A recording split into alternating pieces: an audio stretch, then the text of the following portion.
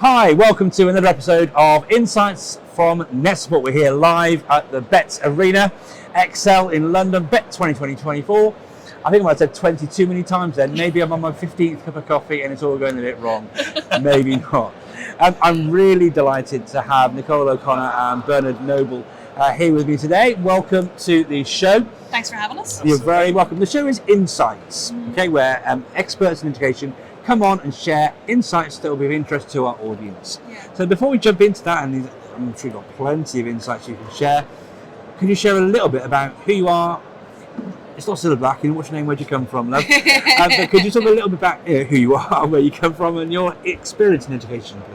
Yeah. We start with yourself, Bernard. Yes, well, I'm Bernard Noble. I'm 20 years in education now. I have been a class teacher for about 18 years. I'm also been a vice principal, special educational needs coordinator, child protection, designated teacher for child protection. So I wore many, many hats, and also very much interested in harnessing technology for learner support.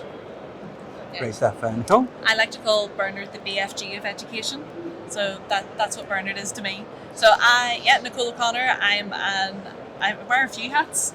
So one is, first and foremost, I'm a year 7 teacher currently. I also head up one of the Adobe Northern Ireland team. We go out into schools and train teachers and support pupils with Adobe Express technologies in the classroom. Yeah. Then I also wear a hat of working with the Apple RTCs in Northern Ireland. So yeah, just really, like, a lot of my experience with schools has been with EdTech, and I was a former ICT coordinator. So anything that involves tech curious, I'm there.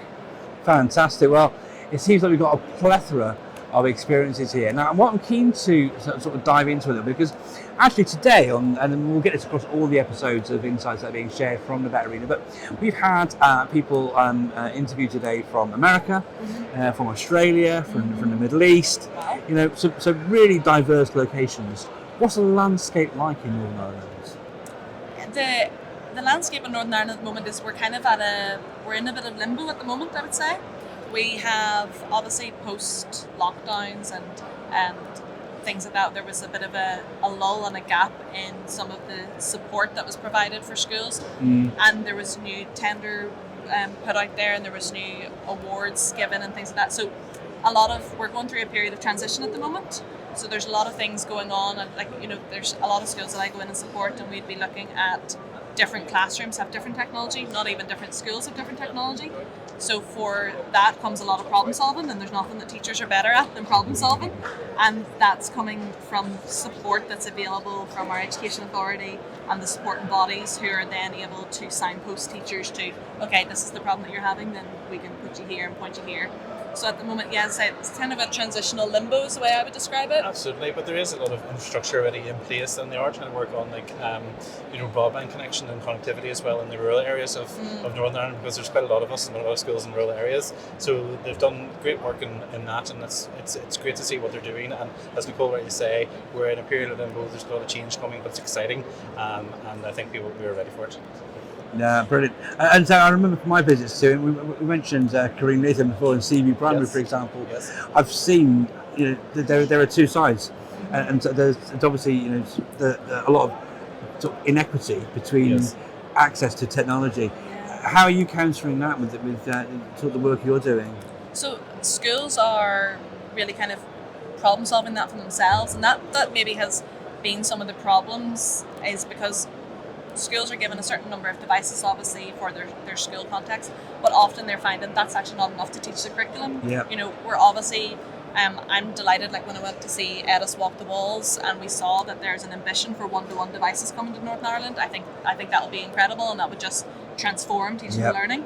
So I think at the moment those schools have tried to plug that gap themselves, whether they've bought in Chromebooks, iPads, or desktops and laptops, to try and make sure that the digital curriculum can still be taught. So I'm really pleased by that sort of innovation that teachers have tried to problem solve it, as I said, themselves. And in terms of my own school context, we had to make sure that we had a very good deep audit, so we had to know what technology we had in order to find out what was missing, but also to maximise the potential of what we had and all the kind of learning environments and all the different kind of learning apps that we had. That I think was vital for us to do, so we had to make sure we had a broad range and understanding of where we're at, what we actually can use currently without needing to spend money, because money is tight, in schools. And then see where we need to plug the gap, and I think that's the thing to do. I think that's a really good thing about a fair start. When that policy came in, and that was to specifically provide devices and digital experiences to those disadvantaged communities to make sure that they were still getting access to the state-of-the-art technology that every learner deserves in the classroom. So that type of policy going forward, would be something that we'd be delighted to see implemented and continued in schools. Oh, brilliant. Thank you for sharing that. I wondered if I could just pulling on the string with your sort of Senko lead experience, if I could, Bernard. I had to undertake some research recently for us here at NetSupport, actually. It's really important to make sure that we unpick the sort of safeguarding responsibilities of schools. And I was trying to sort of pull through and pull on the threads of where things are at in Northern Ireland. I didn't find it the easiest of things to do. If people wanted to, what I did find though, actually, was some fantastic coverage. Yeah, it was difficult to find it in different places. That's where Kareem was actually really helpful to me in discovering all the different bits and bobs. But what does safeguarding look like with technology in schools in Northern Ireland? Well, it's a very big area. You have to make sure that your data is protected and what the children are actually using is protected as well. I would say it's probably a remit that probably needs to be more kind of exposed and more thought put into. It's probably down currently to the kind of professional understanding and development of the teachers and the staff. But there's a wonderful thing with NACE, they can use a lot of reflective practices that you can actually use and implement. And I know myself, that's what I use to make sure that we're covering all those aspects. Yeah. I think you did a really good one with the school recently through Learning Me, that you did the preventative curriculum. Oh yes. And that preventative curriculum is, I suppose, that's the foundations of any. You need that in place first before you have all the safeguarding elements and the tools and the tech for it. It's like there was a really good talk earlier in the arena talking about, should we ban smart devices for under 16s? And it's like, don't ban it, educate people on it. Don't throw that out, and that ship's probably sailed, to be honest. But if you're educating the preventative curriculum and you're putting in a lot of those early foundation skills and starting young, protecting children, that's going to help with any safeguarding issue. Excuse me, sorry. It's been a long day. It has been a very long day, thank you. Super interesting. Because, again, pulling on those sort of threads of a locality, it's actually the case that safeguarding, obviously a very, very important issue, but it's important the world over, right? So it's really interesting to hear how you're sort of trying to address that and work around that. I noticed you before, Nicole, when you were doing your little introduction, we're talking about Adobe. Yeah. I'm a huge fan of Adobe. Express, Spark, as it was back in the day. I'm a huge fan, and I've worked with likes of, more recently, Dom Trainer. Yeah, he's the man. Who I introduced to Adobe Spark. Sorry, Dom, I couldn't help it. But the likes of Kate Sturdy, who was a guest earlier this week as well, who's on the Adobe stand this week as well, through to the big man himself, Ben Forter. One thing they spend an awful lot of time talking about with Adobe is creativity. Now, some people, and I'm going to play that, I'm going to run that person, say creativity doesn't really have a place in teaching and learning. It should be about knowledge and maybe children sort of achieving certain standards. And would you agree with that sort of sentiment? No, I would not, Mark. Thanks for winding me up there a little bit. You're going to start something now. I know. No, I am a huge advocate for the chaos and the uncertainty that happens in creative projects, and that's part of the Adobe Creative Educator tools. It's like some of the training in that. It's like you have to have all of those times when you're just discovering and exploring, or Bernard likes to call it stinking thinking sometimes. I love that one. It's like you're just trying loads of things, and then after you get through all of that muddle and mess of just playing and exploring, that's what play-based learning is all about. Then you can have clarity and focus And that's where you can get children to design with purpose, to create for an audience in mind, and to really round out all of their learning in really creative ways that are fit for the 21st century, fit for the careers that they're going to go into, and really help them with content creation, with any of the, like even just being not tech phobic, because some of the things that we're finding is learning me going into universities even and helping train teachers that are coming into the schools, they're almost a little afraid of tech, and they're a little bit like, oh no, but like sure, what about my data, and I haven't signed up for that because I don't want to get it wrong, and there's almost that element of perfectionism and not wanting to get something wrong, and we're that's where tech, you have the undo button. The undo button's your bestie. And you can undo most things and then go on and keep repeating it. So no, I think that the creativity that you can have just through playing and exploring and then have the real focus for the curriculum is beautiful. I would just say that creativity is a natural need. We need to be creative. We feel fulfilled when we're being creative, and it can also, in terms of the school context, it can lead into so much learning, because it can have kind of like self-directed learning.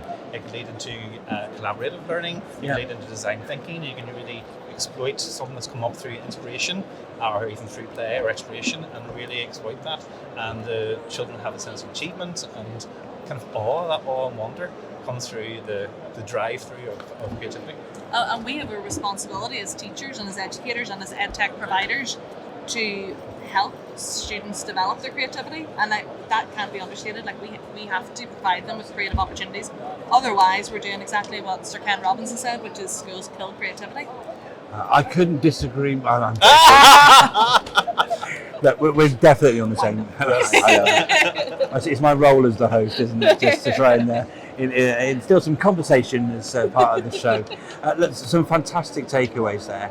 I want to sort of get to start to wrap up. I want to try and pull on a few more strands about where people can find out more, because I don't mind, when I make a mistake, I don't necessarily a mistake, but when I'm genuinely surprised and positively surprised, I want people to learn more. Yeah. Right. So when I was able to come and visit schools in Northern Ireland and work with Corinne at Seaview and seeing the amazing work going on, and then talking to schools and leaders at events and several as well, it's been absolutely fantastic to see.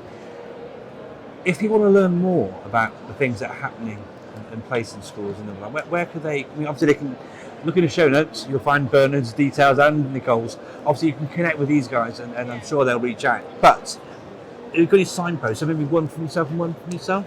Yeah, there's actually quite a lot, and it was one of the things that I spoke about and asked of the Northern Ireland Education Committee, was that we need a one-stop shop in Northern Ireland for where we can find everything. There's definitely a lot of support that you can get from the Education Authority. They have like a great thing called TPL Thursdays, so Teach Professional Learning every Thursday, and it's kind of short sound bites that you can go on to and get.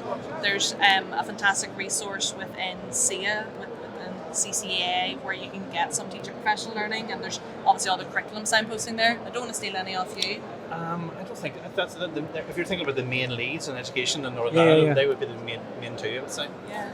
Brilliant. Well, listen. Final thing, one from you. We've talked about Adobe a fair bit, and I said, fanboy here too.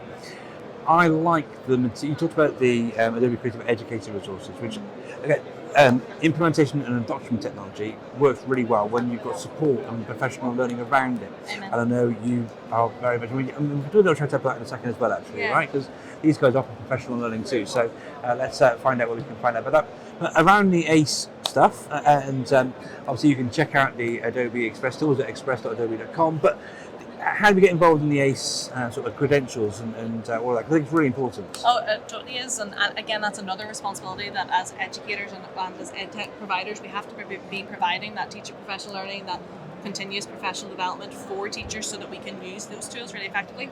So if you want to sign up for Adobe Creative Educator, you go to bit.ly/ACE interested. There are new ACE Level 1 and ACE Level 2 courses put up every fortnight or so.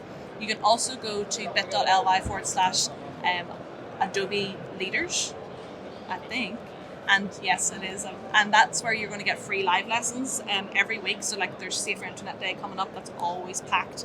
And you can always get loads of content. If you're not totally comfortable and confident with doing Adobe Express without having seen it being taught by someone who's a pro first, then hop on a live lesson and you can be guided through it, and your pupils will absolutely love it. Yeah, brilliant stuff.